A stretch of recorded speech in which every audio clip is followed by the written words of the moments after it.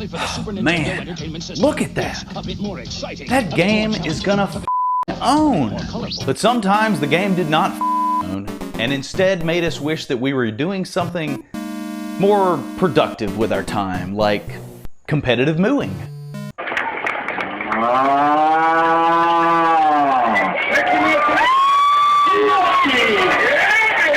These games had potential, but not what was essential. My name is Trey, and here are 10 video games that disappointed on release.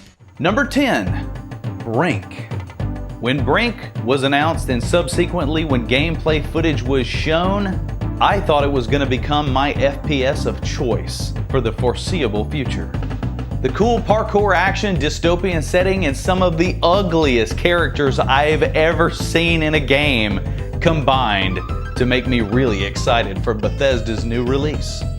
The idea that you were progressing your campaign mode even when you were playing online multiplayer was really cool.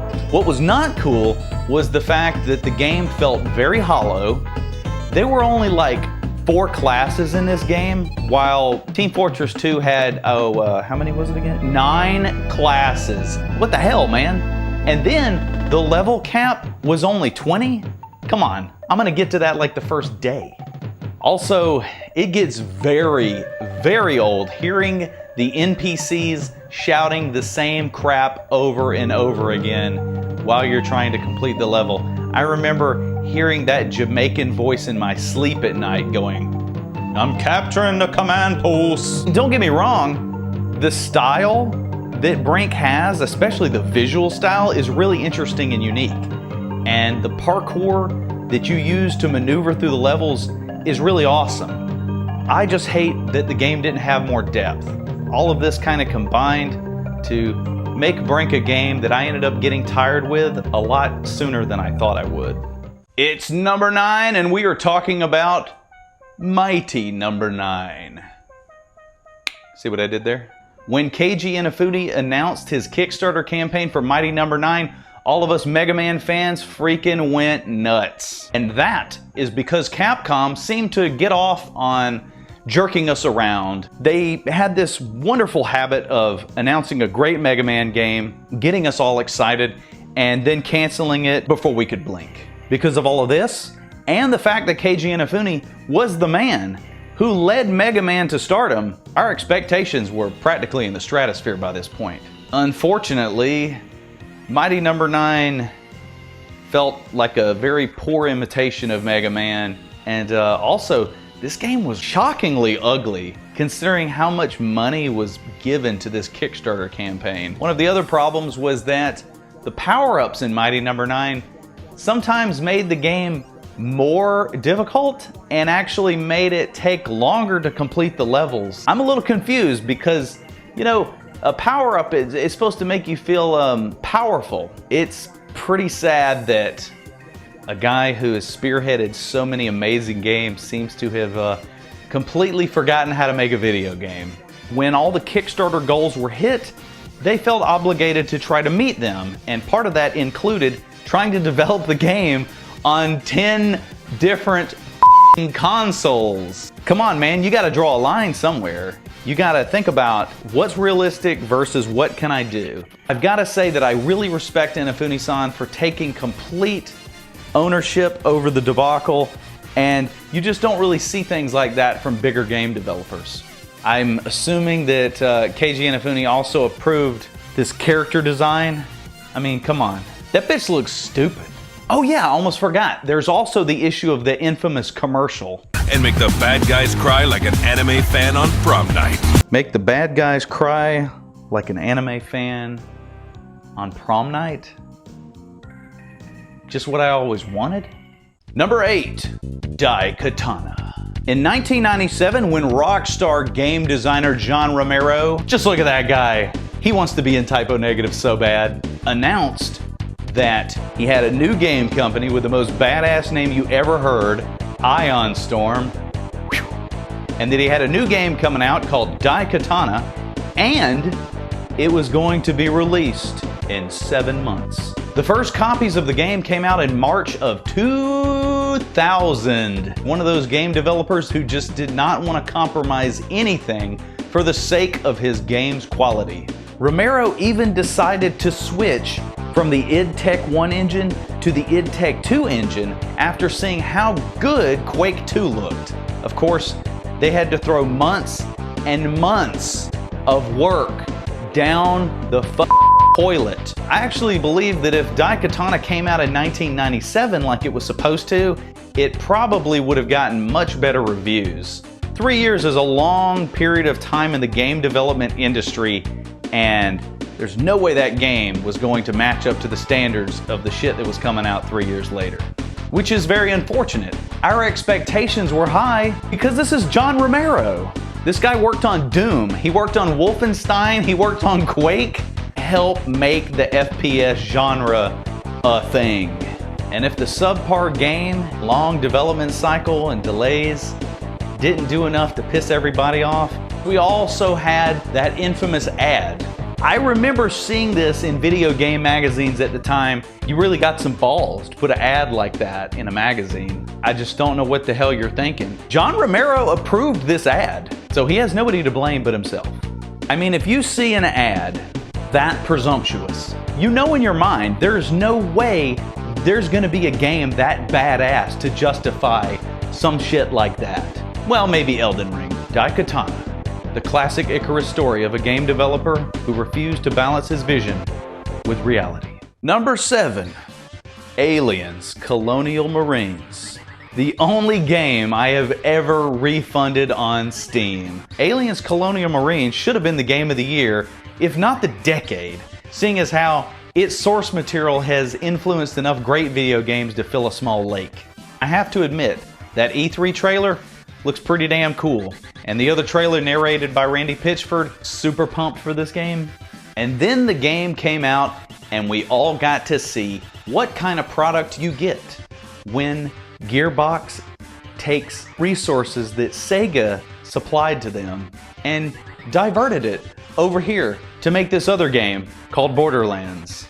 What we ended up with was a game that looked quite different from all the preview footage, which actually ended up bringing about a lawsuit against Gearbox and Sega for false advertising. It was that bad. Randy, can you explain yourself, please? And holy Gwen almighty, let's talk about the bugs. The aliens in the original demo were vicious and aggressive, and in the final game they were something else.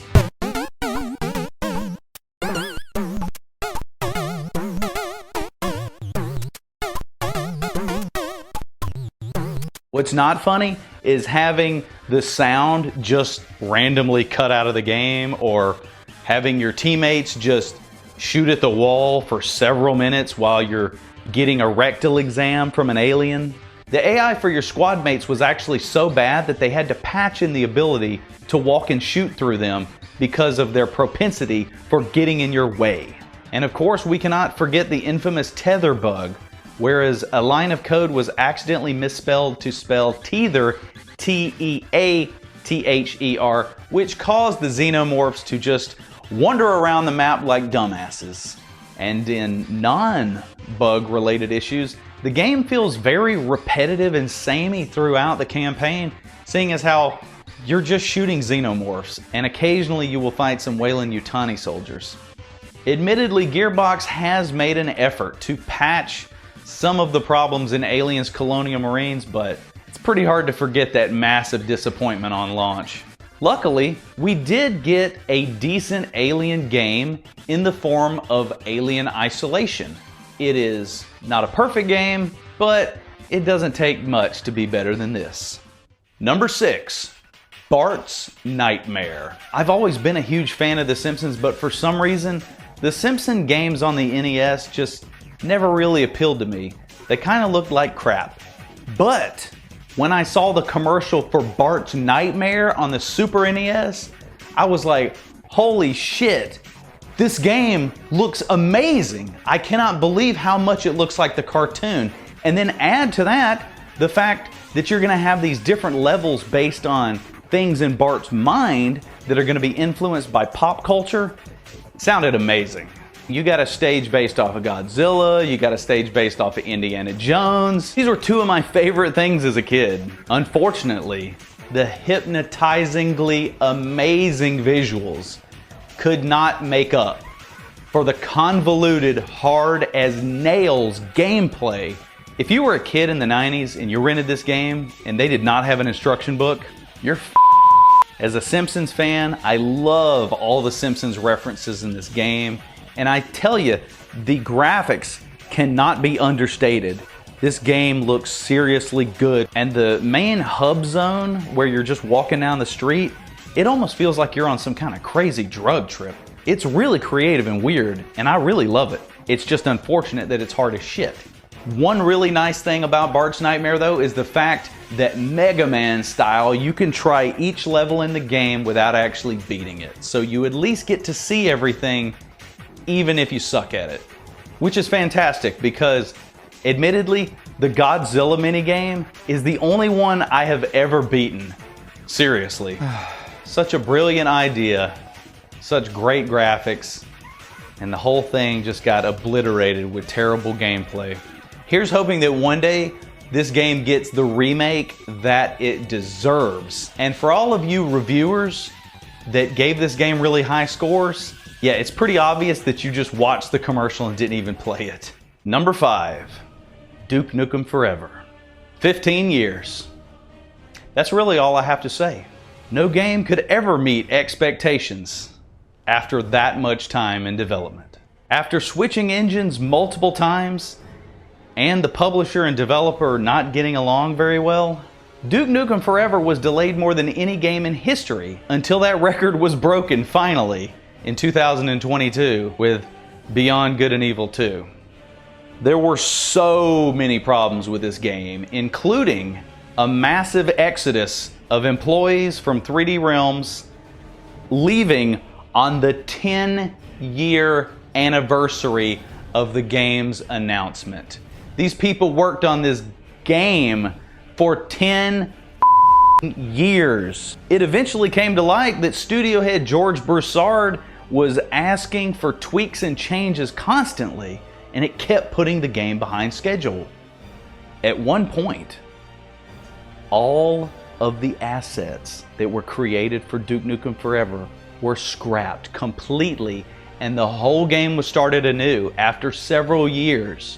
Meanwhile, the bad blood between George Broussard and Take-Two kept causing issues with development to the point where eventually Randy Pitchford and Gearbox Software decided to take over development of the game.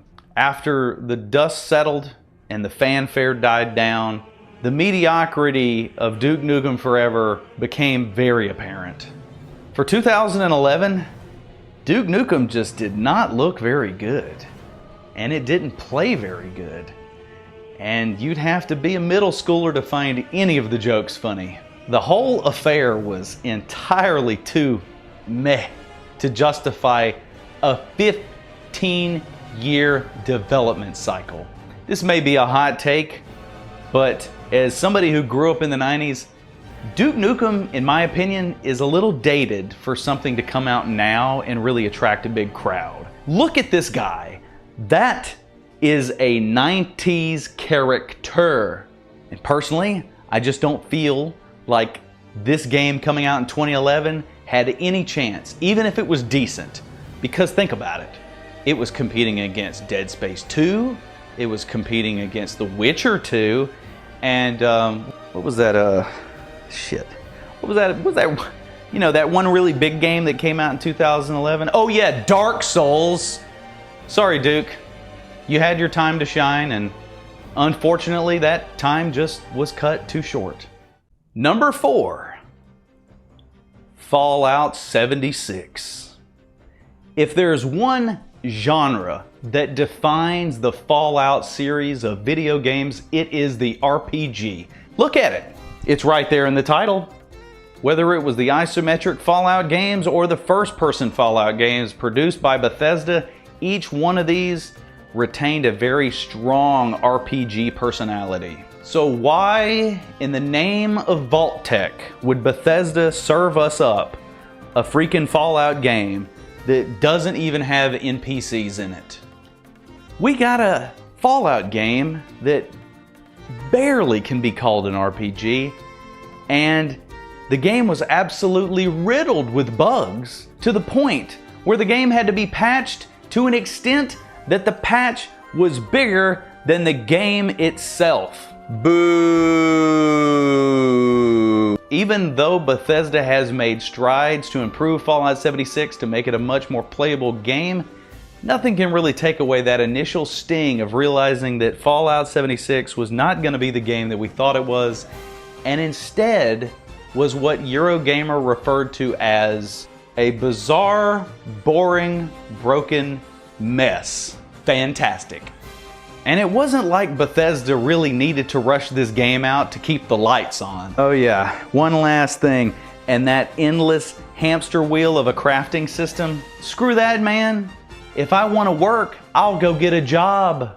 Number 3, Cyberpunk 2077. Years ago, when I did primarily PC gaming, a friend of mine recommended me this game called The Witcher 2.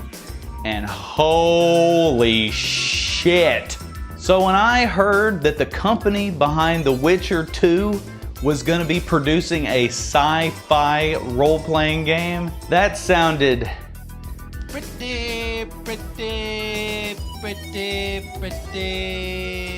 good. Unfortunately, due to some really bad managerial decisions, the game came out really not finished, and the word buggy does not even begin to describe it.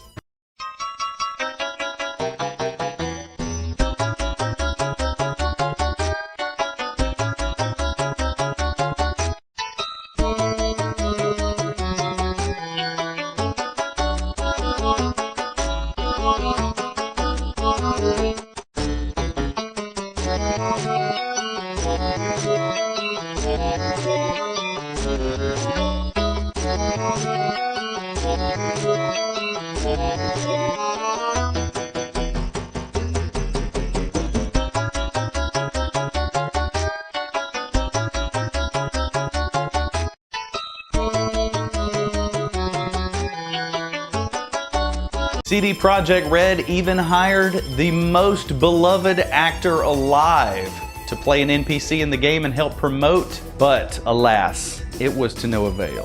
Cyberpunk 2077 was so busted and broken that Sony took it off of their online store and made CD Projekt Red foot the bill for the refunds. CD Projekt Red has made many improvements to Cyberpunk 2077, but probably the biggest damage can't be repaired, and that is the trust that we as the fans had with them after such a long history of goodwill. Number 2, Spore.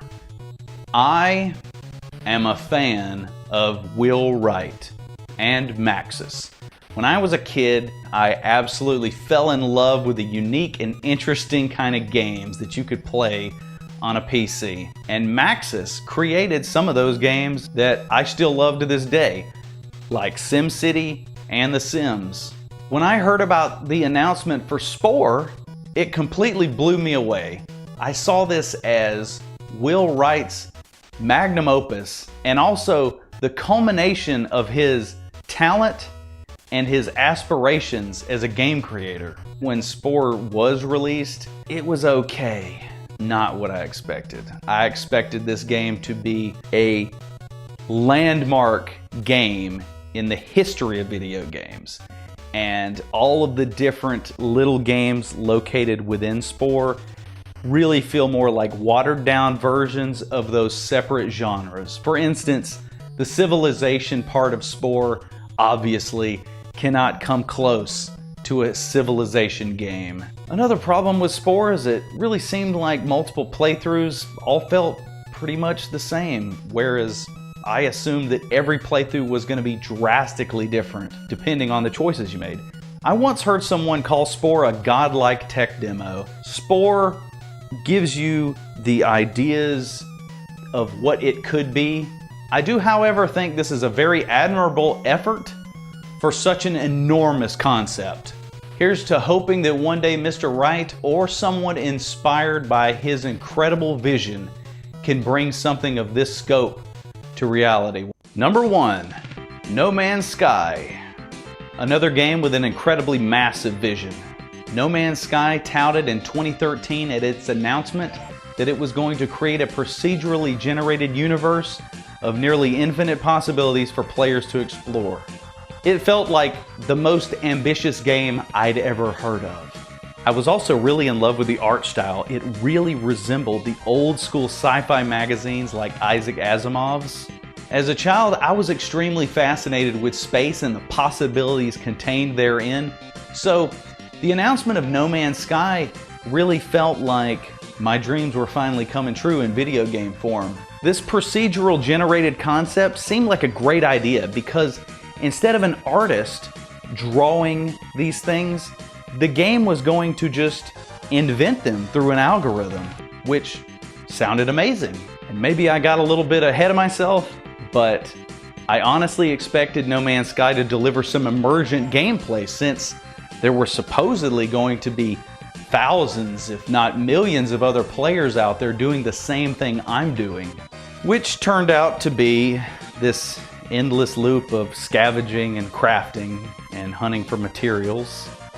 I think one thing that would have definitely helped the game to stay more interesting would be if the life forms had a lot more variety to them. If you find an interesting looking plant on one planet, there is a guarantee that you're going to find that same plant somewhere else and it's going to be a slightly different color. Basically what I'm trying to say is you're going to have an infinite number of worlds to explore, but you only have a finite number of things to fill them. I just happen to think that those unique and interesting things that you can only find in a specific place in a video game really have a lot of value and make the game more interesting, and of course, the sense of discovery more exciting. One of my favorite examples of this is when you discover Karibo's shoe on Super Mario Bros. 3. That is the only stage in the entire game that has that. That makes it special. I have heard that after about 20 hours of No Man's Sky, the game does start to get more interesting and have something that sort of resembles a plot. Unfortunately, the slog just got to me and I moved on long before that. But No Man's Sky has seen many improvements since release. So, if this sounds like it might be interesting to you, and if you're okay with the gameplay loop of scavenging and crafting, you might want to give this one a try. What I expected No Man's Sky to be will one day be released. Until then, I will spend my time doing something I find a little bit more fun, like doing the Bed of Chaos run. One last thing I would like to say is that many of these games have been improved to the point where now they actually have a significant fan base, which is great. And you really should give some of these games a try if they sound interesting to you, because years later, they are much better. And for the games that just had this massive vision that could not be met with current technology, I've got to respect these guys, because if it wasn't for people like Will Wright and the people at Hello Games trying to push the boundaries of gameplay and what video games are capable of, we would be stuck with the same old crap every single year. Hey, I just want to thank you for watching the video, and I hope you enjoyed the list.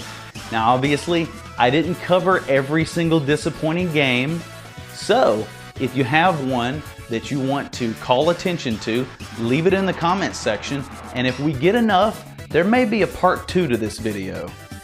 If you enjoyed what you watched, give me a like, and make sure you subscribe and hit that bell to be notified of future uploads. And until we meet again, I'm gonna try to beat another one of those stages on Barts Nightmare for once. That freaking game is hard, man.